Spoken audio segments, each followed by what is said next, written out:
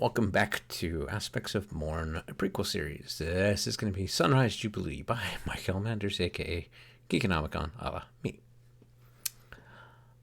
A low growl cleared Jubilee's throat as she looked at the tower in the middle of the valley. It was not uncommon to find such structures, but normally permission needed to be obtained to build. Looking at the imposing construct and the model lava surrounding it, she could practically feel the pain of the land. Leaning down, she patted the cliff upon which she and Dodo stood.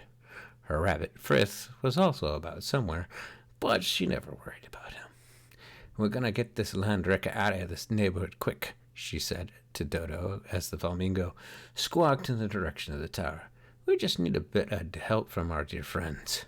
The flamingo was a larger version of a flamingo, with red feathers and a straighter beak.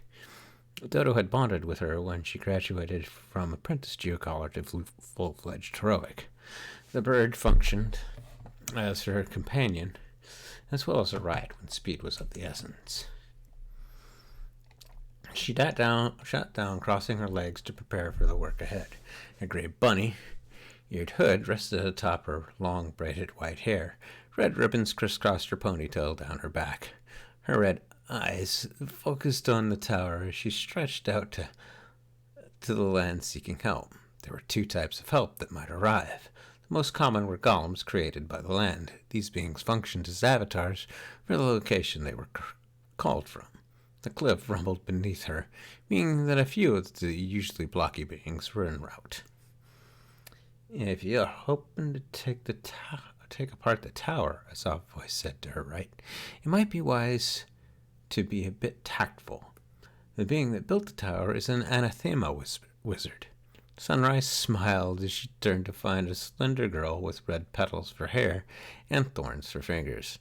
She had not expected a rose to arrive in response to her call. "I reckon they saw this here empty aspect as easy pickings," Jubilee said, standing.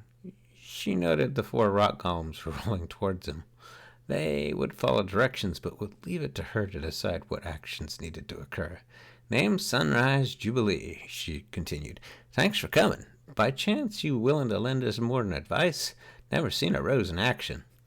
The rose stretched her arms and legs before tilting her head in Jubilee's direction. "I am certain you will need my talents. In honesty, I have been debating gathering other flowers to ready an assault, but the wizard has a fondness for fire. My kind are very averse to such conditions." "Fire," Jubilee said. "Gnomes for me would have me asking them for some tips or maybe a show, but seeing as they be crashing on a perfectly green aspect, it'd be time for a plan. Petals, let's put our noggins together."